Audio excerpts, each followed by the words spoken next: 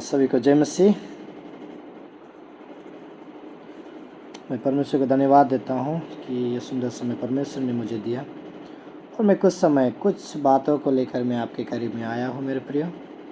और मैं चाहता हूँ आज की चिंता के लिए हम परमेश्वर के वचन से हम देखेंगे याकूब की पत्री उसकी 5वीं आयत उसके 7 से लेकर 11वीं अध्याय तक हम देखेंगे। याकूब 5 का 7 से 11 तक। इसलिए हे भाइयों, प्रभु के आगमन तक धीरज धरो। देखो, किसान पृथ्वी की बहुमूल्य फसल की आशा रखता हुआ प्रथम और अंतिम वर्षा होने तक धीरज धरता है। तुम भी धीरज धरो और अपने हृदय को दृढ़ करो, क्योंकि प्रभु का आगमन निकट है। हे भाइयों, एक दूसरे पर दोष न लगाओ ताकि तुम दोषी न ठहरो। देखो, हाकिम द्वार पर खड़ा है। हे भाइयों, जिन भविष्य वक्ताओं ने प्रभु के नाम से बातें की, उनको दुख उठाने और धीरज धरने का एक आदर्श समझो। देखो, हम धीरज धरने वालों को धन्य कहते हैं। तुमने अय्यूब के धीरज के विषय में तो सुना ही है, और प्रभु की ओर से जो उसका प्रतिफल हुआ है उसे भी जान लिया है, जिसने प्रभु की अत्यंत करुणा और दया प्रकट होती है। आमीन। और उसी के नाम की महिमा हो। एक अच्छा वचन को हम लोग इस जगह में देखते हैं याकूब की पत्री में, है ना। आज वचन क्या कहना चाहता है? दुख में धीरज धरना। तो यहाँ पे मेरे प्रिय परमेश्वर के वचन ने कुछ बातों को लेकर आता है कि आज हम हमारे सिचुएशन में किस रीति से आज आपको और हमें धीरज धरना है। यहाँ पे बहुत सारे एग्जाम्पल को दिखाया है ना याकूब की पत्री में। इधर दिखाया किसान के विषय में लेकर, अय्यूब के विषय में लेकर, और इसे परमेश्वर की दास, भविष्य वक्ता और हाकिमों को लेकर इस जगह में दिखाया कि उन लोगों ने किस रीति से अपने धीरज को परमेश्वर में धरा रहा। हालेलुया। परमेश्वर अपने धीरज को धरा रहा। और आज मैं आपको छोटी सी समय में आपको मैं जस्ट उत्साह देना चाहता हूँ मेरे प्रियो। एक जस्ट एग्जाम्पल, एक कहानी के द्वारा समझने के लिए है ना। तो मैं आज आपको कहना चाहता हूँ कि आज जैसे हम एग्जाम्पल हम देख रहे हैं कि अगर कोई किसान खेती करता है तो उनके लिए उन्हें बहुत ही परिश्रम करना पड़ता है। परिश्रम करने के बाद में उन्हें मैक्सिमम 6 महीना या फिर हो सकता है 4 महीना उन्हें धान के लिए उन्हें इंतज़ार करना। अगर वो धान का बीज बोया है तो उन्हें धान के लिए इंतज़ार करना पड़ेगा। वहाँ पे नहीं वो कटहल के लिए इंतज़ार करेगा, है ना, वो धान के लिए इंतज़ार करेगा। तो वैसा ही यहाँ पे हम देखते हैं कि आज, है ना, एक एग्जाम्पल मैं आपको दे रहा हूँ। एक किसान था जो परमात्मा से दुखी और परेशान था, क्योंकि कभी उसने तेज बारिश से और कभी ओले से, कभी आंधी तूफान से, है ना, उसकी थोड़ी बहुत फसल बर्बाद हो जाती थी। और एक दिन नाराज़ होकर उसने परमात्मा से कहा कि आप ईश्वर हैं, लेकिन आपको खेती बाड़ी की जरा भी समझ नहीं है। एक साल, है ना, जस्ट उन्होंने पता है कि उन्होंने परमात्मा से कह रहा है कि एक साल मुझे मौका देकर तो देखिए, जैसा मैं चाहूँ वैसा मौसम करके देखिए, फिर देखिए मैं कैसा अन्ना का भंडार कर देता हूँ। कहकर वो किसान ने ईश्वर से कह रहा है। फिर ईश्वर ने क्या बता रहा है? ईश्वर मुस्कुराए और बोले, चलो ठीक है ना, जैसा तुम चाहोगे वैसा होगा, मैं बिल्कुल दखल अंदाज नहीं दूंगा, है ना। किसान खुश।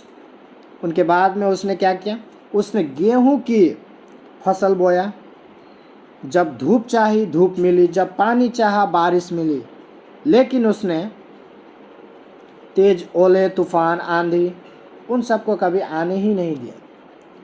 किसान बहुत खुश था।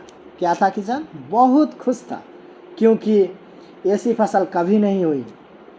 उसने मन ही मन में सोचा कि आप परमात्मा को मालूम चलेगा कि अच्छी फसल कैसी उगाई जाती है। बेकार इतने सालों हम किसानों को परेशान कर रहे थे, है ना।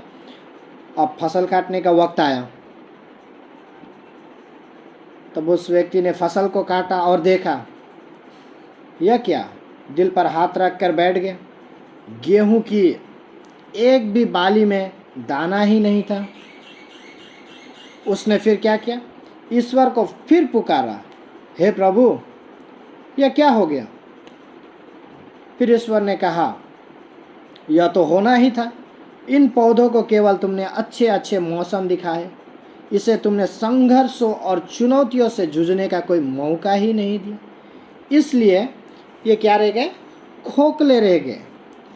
जब आंधी आती है, तूफान आता है और उसमें भी यह पौधा खड़ा रहता है तो उसके अंदर का जो बल पैदा होता है ना, अगर जब खेती में ना बड़ी बड़ी आंधी आती है, तूफानी आती है, जब उन्हें उन सारे चीज़ों को जब वो झेलता है तो उसके अंदर से एक नया बल को पैदा होता है और उससे एक बीज का जन्म होता है। हालेलुया, उससे एक बीज का जन्म होता है। लेकिन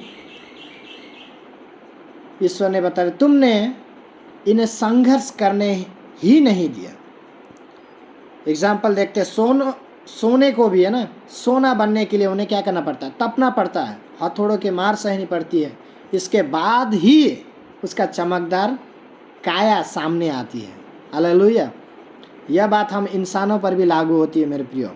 अक्सर चुनौतियों से, संघर्षों से हम डरते होंगे, लेकिन संघर्ष और चुनौतियाँ ही है जो आज आपको और हमें, है ना, इंसानों को रूपी तलवार की धार को पहना करते, जो हमें सक्षम बनाते हैं कुछ भी कर पाने की, है ना, और गुजरने की।